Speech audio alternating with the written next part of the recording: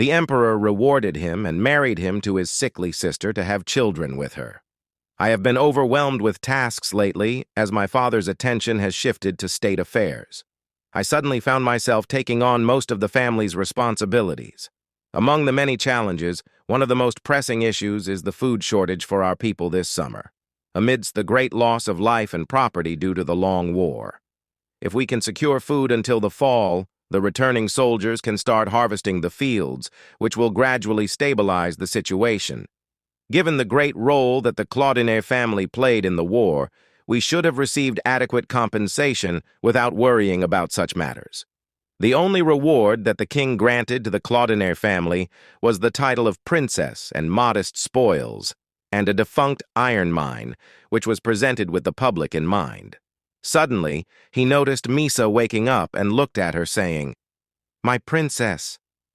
Then he continued to himself, "It may take several years to develop a defunct iron mine, so it will not help immediately in obtaining urgent food supplies."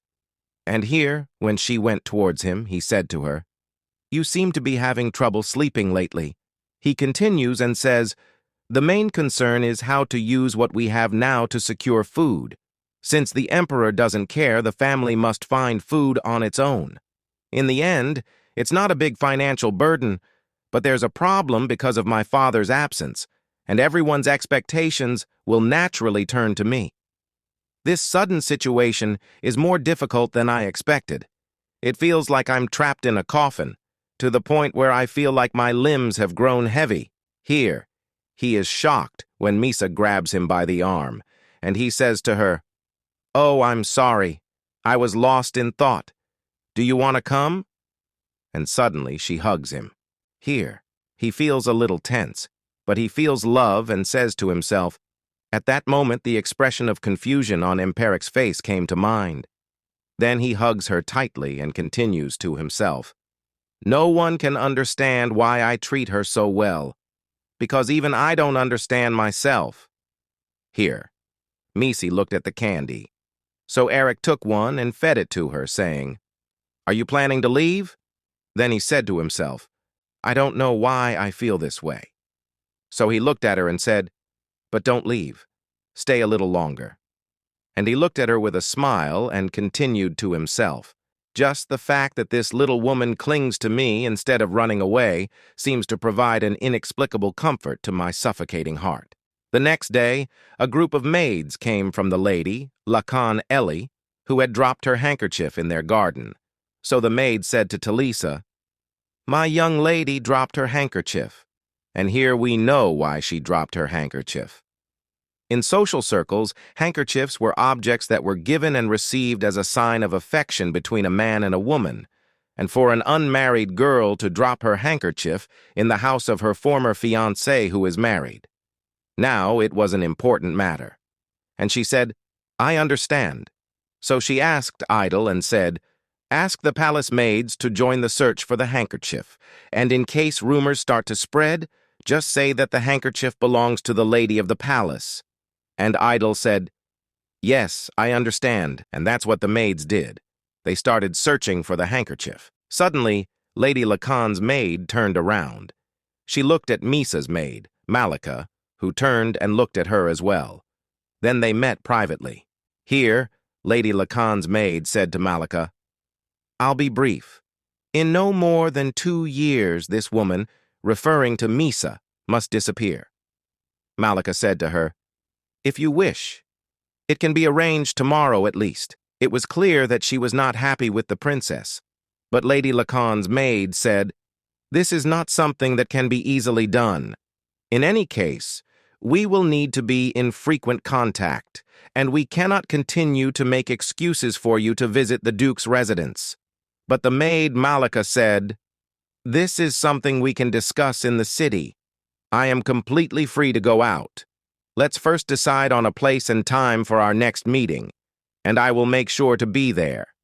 Here, the scene changes, and Talisa is brushing Misa's hair, saying, "We will all have dinner together as a family today. For a change, I would like Misa to be quiet and well-behaved." Misa was biting her slipper while Talisa continued, No, Misa, pretend you didn't hear that. It's important to eat well. Oh my God, how can someone's neck be so thin? You're a good girl and you're combing your hair well too. At this time, her husband was watching her from a distance in anger. Here, the scene changes and they are at the table. Misa was making a fuss trying to eat the food by herself, so the Marquis was getting angry. Then he said, "That woman just now." And Talisa said calmly, "It's okay, dear Misa. Are you practicing? Be patient." But he said angrily, "What?" Then he looked at Eric and said to Misa, "My lady, all you have to do is hold him by his hands and bite him. Hold his hand," he said angrily. "What a sight! This is the age she needs to be taken care of like a child. This is madness." But his wife, Talisa, poured him some wine and said, "Dear, it's best not to pay any attention to Misa at all." Then she smiled coldly and said, "Misa doesn't want your attention either." So he got angry and said, "What?" But Talisa didn't pay him any attention and said, "Eric, make sure Misa eats some vegetables too." "Here." The Marquis looked at her angrily as he listened to Eric say, "Eric to Misa, pay more attention, don't swallow it." So he slammed the table in anger and got up and said, "We'll have to go to greet His Majesty soon. Make sure she doesn't have any falls or scratches by then." Then he left immediately. Here, Eric feeds Misa and Talisa looks at her happily. Then she says, thinking about it, "There are only a few days left. Eric, have you prepared the gifts to take to the palace?" "And Eric?" He said to her, "Yes, I've just prepared something appropriate." Here, Misa spits out a piece of vegetable and Talisa says, "Okay, I'm sure you know what you're doing. I hope nothing goes wrong." And here Eric says to himself, "In the kingdom of Escalier, there is a custom for couples to visit their parents' home 50 days after their wedding. In Misa's case, the parents were the king and queen. And the scene changes to the day the carriage is being prepared to go to the palace of Misa's brother. Here, the maid Malika is giving orders to the servants and saying, "This is the last one, and it's best to load this luggage too when the carriage enters the palace." Here, Eric was watching her from the carriage in surprise, saying to himself, "On the morning of the departure to the palace, it's unusual to see a palace maid playing her role acceptably." Then he looked at Misa and said to himself, "When I gave up all expectations of marriage, I welcomed a wife amidst the sympathetic glances of people like this. This wife wasn't as bad as I thought." And here he approached Misa and said, "Do you know my name?" "Perhaps." But she turned to the other side. So to himself, "Even though she may not even know who I am, having someone to protect still makes life worth living." And here he said to her, "It's okay." And she looked at him as he continued, "I was just asking in case." And suddenly, Malika entered the carriage and looked at him. Then she said, "It's time to go." And indeed the carriage moved. And here they were quiet all the way until they reached the king's palace. Then Eric entered with Misa and with the guard, who said to them, "Please, both of you, follow me this way." And here Eric was holding Misa so she wouldn't fall, saying to himself, "The strong sunlight penetrates the large windows, and the cold gray marble covers every inch of the central palace. It is likely that the aim is to make one feel afraid. When I think about the king's various actions, I can only feel a sense of unease." 20 years ago, the young king who had just ascended to the throne succeeded in consolidating his power without much difficulty. This was because his mother's family, the Salakaji family, was incredibly powerful. However, 12 years ago, while many people were away because of the war, something happened in the capital, and the king's behavior suddenly changed, as if you were turning over your hand. The floors of the central palace were always stained with blood. Before the bloodstains were cleaned, another head would roll. I wonder what kind of stones I will be stepping on. If I take a step?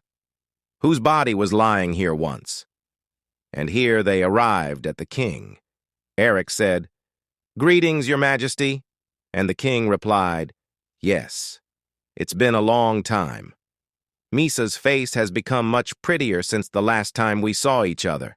And here, suddenly, Misa fell to the ground and fell asleep on it. paying no attention. And here her brother looked at her with a smile, and a woman was sitting next to him while the king said to Eric, "I think we can look forward to news of a child soon."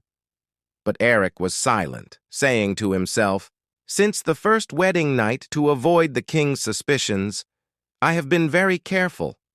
Suddenly, a servant came and whispered to the king, while Eric said, "We also hope that this will happen as soon as possible." But then he said to himself, "I have no intention of letting someone who knows nothing suffer the pain of childbirth." So he said to him, "My wife's health is still not perfect." But the king was not paying attention to Eric's words, because he was listening to the servant. And here he said to him, "Ah, that's enough." And at the same time Eric continued, and said to himself, "The heir may later become a hostage." But when the king stopped the servant from speaking, the servant said to him, "I will not talk about the monkey's health," referring to Misa, and continued, "Rather, the maid said something interesting. The evidence that happened early at night was soaked in blood, but when they went to wash the princess, the lower part of her body was fine." So the king said to Eric, "They have been saying this since the night of the first wedding until now, whether it was the sheet on the bed or the princess's body. And they say that everything is completely clean." So he said to him, "Why?" Then he got up and went to him and said, "Are you unhappy about the heir with royal blood? Well, try to say something at least. Are you going to ask the priest to annul the marriage? Because you didn't touch the princess? Huh?" But Eric said to him, "No, that's not possible." Then he said to himself, "I never thought the maids would go so far as to admit this." And here the king smiled and said, "I understand. You have deceived the royal family on your way to Cloudner, leaving behind the beautiful Misa." And suddenly he turned to him and said, "If so, is this not treason against the royal family?" And Eric was shocked and clenched his fists in anger, saying, "Are you really trying to push me like this?"